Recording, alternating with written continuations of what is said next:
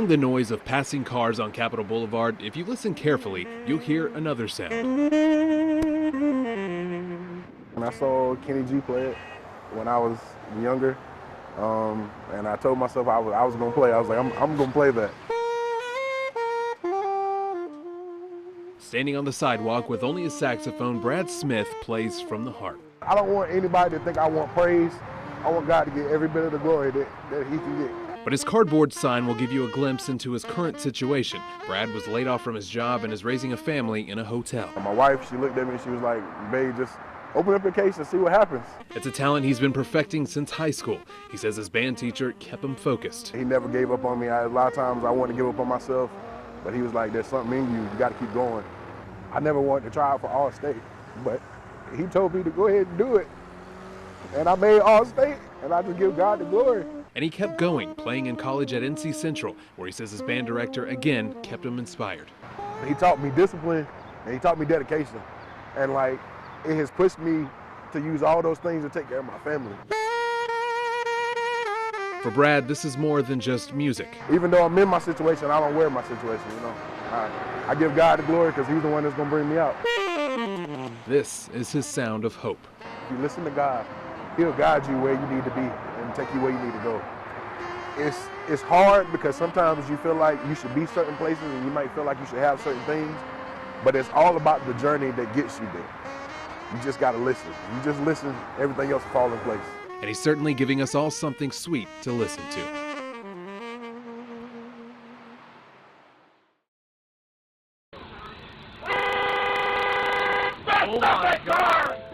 It's a law that's broken in nearly every county, every single day. Over 3,000 cars per day in North Carolina pass a stop school bus illegally while it's stopped to pick up kids.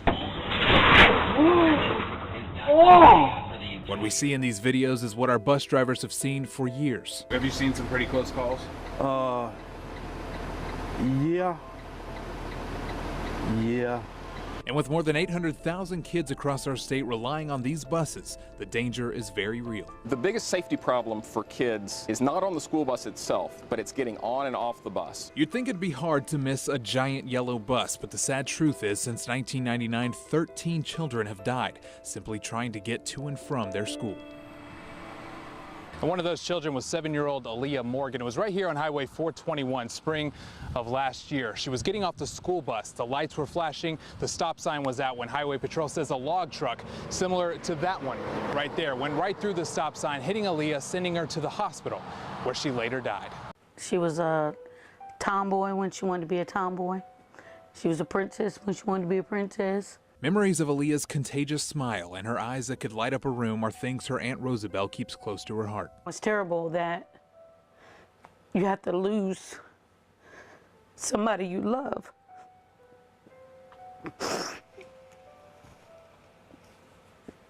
For something so senseless that this person was in a rush. Or that person wasn't paying attention. The driver in this case was charged with involuntary manslaughter and DWI, but it's cases like these that are far too common, and with new technology, the proof is undeniable. The cameras are rolling at every bus stop. A pilot program funded by the state has equipped more than 400 buses with new camera systems that catch images of a violator's car, the driver, and their license plate, a task that used to be left up to the bus driver. I'll blow my horn or something like that, try to get their attention, but they already on flew by. Thomas Cooper has been behind the wheel of a school bus for 4 years. It's just dangerous, really. A lot of times, places where we have to stop, they have to cross the street. So I got to constantly keep my eye on the child and the traffic. The rules for when you can and can't pass a school bus are simple. Anytime you're behind the bus and the stop arm comes out, you always have to stop. If you're driving in the opposite direction of the bus, you also have to stop, unless you're on a 4-lane highway divided by a median, or if you're driving on a road with 4 or more lanes with a center turn lane. And your cue is the lights. The bus will always flash its yellow lights first, indicating it's about to stop. Unfortunately, we have this mindset. You go through an intersection, and the traffic signal, red, yellow, green, and yellow to too many people means hurry up. Yellow means caution.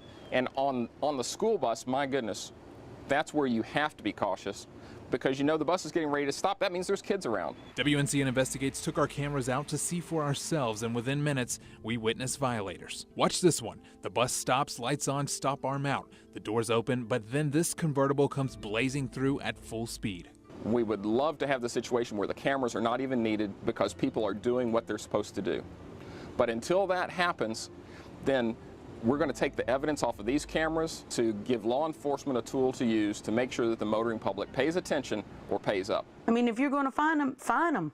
Find them enough where it's going to make a difference. For Rosabelle, it's a call for stricter laws, and since 2001, lawmakers have been working on doing just that. The latest changes coming in 2012. It was increased to $500. It's 5 points on your driver's license, and it gets even worse if you were to strike or even kill a child. We're talking felonies. Several people could have prevented this, and that's all I'm asking, is that people take notice.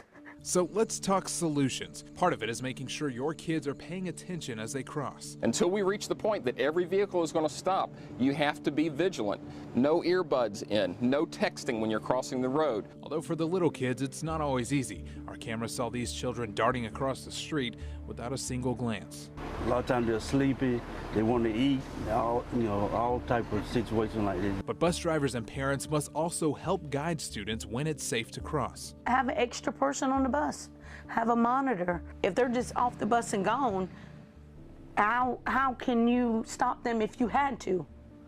You can't. And finally, drivers. You can't legislate common sense or common courtesy, but the solution is simple. Pay attention around the school bus. It's Aaliyah's story that pushes Rosabelle to push for change. I challenge every single person that has a driver's license to watch for these babies. Because you could prevent what we're going through. And it ain't no joke. We go through this every day. Every day that drivers have a choice that could save a life. Let's make changes to save somebody else's job.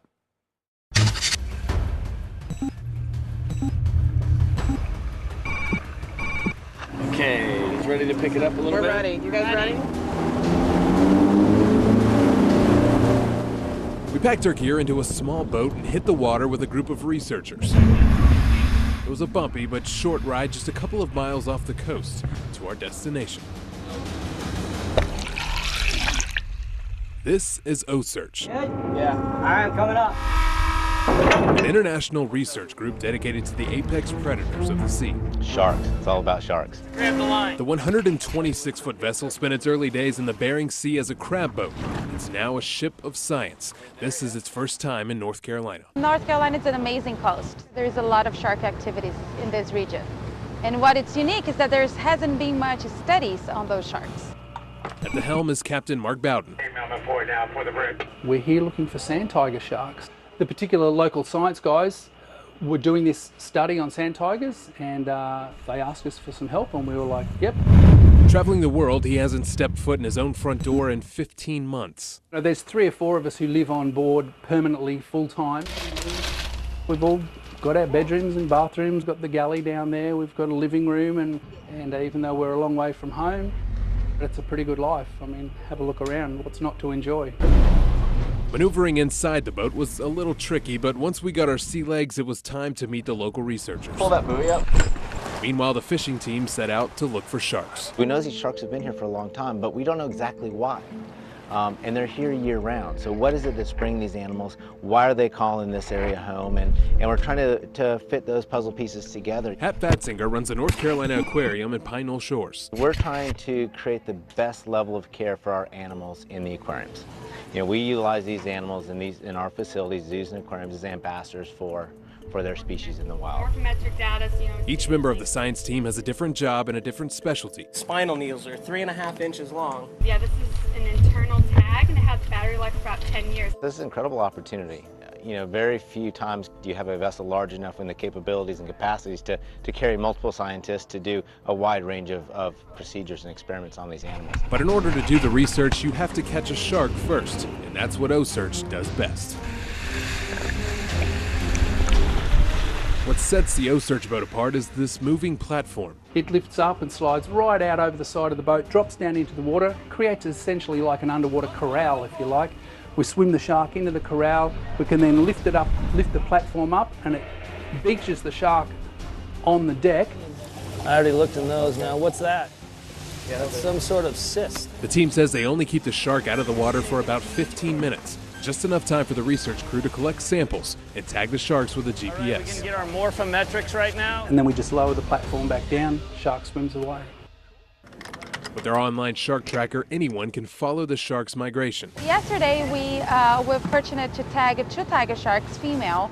One was about 8 feet and the other one a little bit over 9. 114. 114. But this research is about more than just seeing where sharks swim. We can't protect them, we can't conserve them until we know how they're utilizing the habitat, where they're going, and what is that critical space for them. Worldwide, shark populations are in critical decline. Scientists estimate 200,000 sharks die every day, largely from overfishing and destruction of their habitats. Give it a little splash of water there, man.